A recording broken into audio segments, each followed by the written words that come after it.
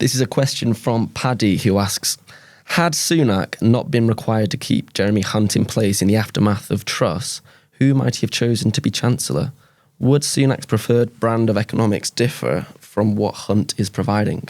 Interesting question, yeah. I mean, listeners who may have forgotten that kind of crazy time, Liz Truss appointed Jeremy Hunt as Chancellor after she sacked Kwasi Kwarteng. So when Rishi Sunak came in after all of the chaos of that mini budget, he had to keep stability at the Treasury. It was Jeremy Hunt who sort of calmed the markets. And so when he became Prime Minister, he couldn't have chosen someone who perhaps he might have preferred. And I think during the original Tory leadership campaign over that summer between Liz Truss and Sunak, it was reported that he would have liked to have made a closer ally of his, like Oliver Dowden, who's now got the Cabinet Office brief, or Mel Stride, who's Work and Pension Secretary now, but he was Treasury Select Committee Chair, his Chancellor, because they're closer to him. And our colleague Rachel Cunliffe reported over the summer that there were some rumours that Rishi Sunak wanted to actually remove Jeremy Hunt from that post and put someone in who was a closer ally. It wouldn't surprise me if he wanted to choose Oliver Dowden or Mel Stride. It's a bit of a difficult question to answer in that I think post-Truss, at least after she was gone, most of the economic policy has been done from number 10 anyway. You know, it seems like, you know, this is Rishi Sunak's Treasury and, you know, it's his Downing Street. He's running the country like he's Chancellor still. Yeah, basically, in a lot of ways. I really don't feel like there'd been much change regardless of who would have got the post. But you do get the sense that he would have much preferred some kind of campaigning ally in there, whereas, you know, you could say that Jeremy Hunt very much feels like yesterday's man in that, like, he's a particular brand of Osbornomics. I think, you know, Sunak, I think, would probably prefer some greater dividing lines, but I don't think that the economic policy would change that much, and does not appear that it's going to change that much. You know, bar sort of the childcare plan and obviously some of the energy bills support that they really needed to give out after that period anyway. You haven't seen a great deal of change from the current consensus in that, you know, we're seeing a lot of headlines about benefit cuts and, you know, lots of calls for backbenchers wanting tax cuts, basically, which, you know, Number 10 is quite happy to suggest it's sympathetic to, if not now, before the election. Both men seem to have quite a similar outlook on the economy, don't they? The sort of Treasury brain / dry Thatcherite economics.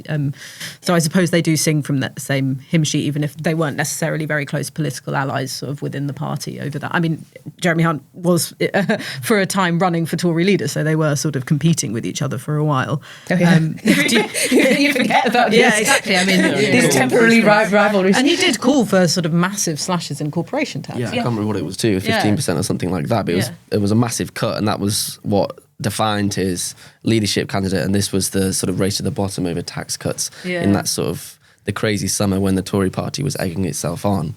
But no, I agree broadly they don't come from radically different economic traditions, which makes sense. I mean, Rishi Sunak sees himself as having been proved right when the mini budget debacle happened. I think Jeremy Hunt probably felt the same. Remember the atmosphere that when he came in, I remember that it was that Friday that Kwasi Kwarteng got sacked. Liz Truss gave that press conference in Number 10 and basically gutted her own mini budget with this rictus grin on her face and pretending nothing had changed. And then Jeremy Hunt came in, and the atmosphere in Westminster was essentially that he was running the government. Do you remember he stood up and said, we now understand that we can't do this, that and that. And he just went through and just decimated her complete agenda. And then we had Rishi Sunak come in as Prime Minister. And that was obviously a countervailing force to Jeremy Hunt's power. But Jeremy Hunt still retained this influence and this almost the stability within his position, in part because Rishi Sunak didn't want to disturb the markets, and he wanted, as you say, Anoosh, maintain stability going through. And now we're very close to a general election, so there's not necessarily been time or political capital for Rishi Sunak to make that change. Whether it would have been different, I'm not sure that's necessarily the case if he had someone else. The more interesting question almost is, what if Rishi Sunak had won the leadership election first time round and before the mini budget and before the gilts went through the roof? I mean, I think people would obviously say gilts were still going through the roof before the mini budget. That's what the Truss Acts would say anyway. But rather than living or governing under the shadow of Liz Truss, what might his premiership been like if he had slightly more time, 6 months or so, and 49 days or so, and a slightly more stable economic environment. Maybe he would have had more room for manoeuvre then. Maybe he could have started talking about his vision for the country rather than focusing on those 5 priorities. Yeah, and I mean, it's kind of hard to judge quite where Rishi Sunak sits in terms of his economic policy, like what he really thinks, because his entire period in the Treasury was dominated by the coronavirus crisis. And you could say very much that he's benefited from that as an individual politician, because there is, and I still think to a much smaller but some extent that people credit him for furlough. Definitely. But then when you judge him against sort of schemes like Eat Out to Help Out, you kind of wonder what his priorities are there.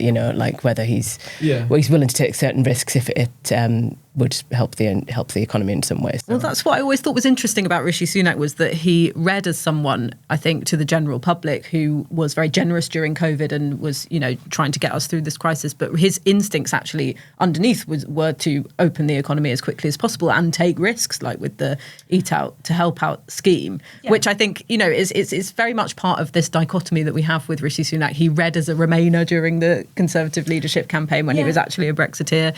I think people generally see him, and we've seen in some of the polling that we've run, as a centrist, even though he has actually quite right instincts, or at least in terms of the previous Conservative leaders that we've had in recent years. So you do have the public image is belied by the actual instincts of the man, but you get the impression that he's never actually able to quite follow through with what he wants. I think that's right, but I think this week has changed that, right? I mean, like the climate rollback kind of tells you that he given the choice, and when faced with a very difficult and big question, he'd go for the free market option. Yes. Rather than potentially like investing or sticking the course with something. I think he'd very much, would prefer to go for free market. That's true. We saw that when he said it should be the consumer's choice rather than the government deciding sort of what people do in terms of environmental policy. And also I did think, while the idea of rowing back on these net zero policies was pitched as a way of saving money for people on lower incomes, I also think there's definitely that Chancellor brain there saying this isn't costed properly. It's going to, put us in X amount of debt in the long run, which was something that he was worried about under Boris Johnson. Yeah. I mean, I think there are 2 key things that we can look at to understand his economic policy a bit more. The first is the resignation from Boris Johnson's administration, when he made clear in the letter that it was predominantly about the economic disagreements between the two. I was speaking to one former aide who was in number 10 at the time, and they were basically saying that there was such a disconnect between them because number 10 were trying to get the Treasury to publish this big growth plan, if you remember, and there was massive resistance because you had Boris Johnson, who was much more motivated. I don't think we can call it a coherent economic framework, but it was much more motivated by larger spending.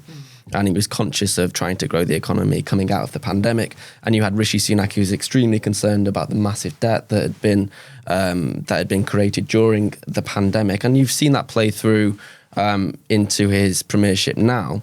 And you also see it with the Mays lecture as well. This was his big seminal outline of his economic theory when he was Chancellor. And he's basically spoke about the importance of education, innovation, low taxes. It's the things that we're very familiar with. It's just not something that's been at the forefront of Conservative policy in the past 3 or 4 years. And I think it's going back to what we were previously saying. He is living under this shadow. I mean, he has just inherited all these problems that he detests and resents that he has to manage.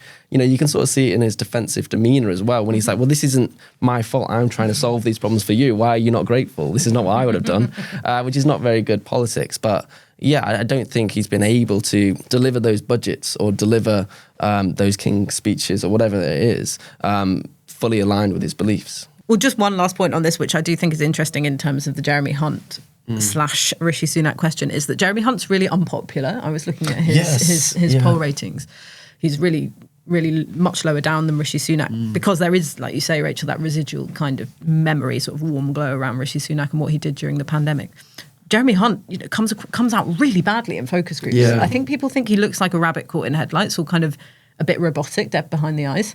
And so there is that. I do think there might be some kind of calculation at some point on Sunak or number 10's part to think, do we want this figure who doesn't inspire trust in the public fronting all of our major inflation and economic and budget announcements? You'll cast your mind back to 2017 when the Theresa May campaign decided to basically put Philip Hammond in a closet in number 11 and not let him campaign, because that was a very conscious decision, because he wasn't seen as a charismatic person to be out there speaking to voters.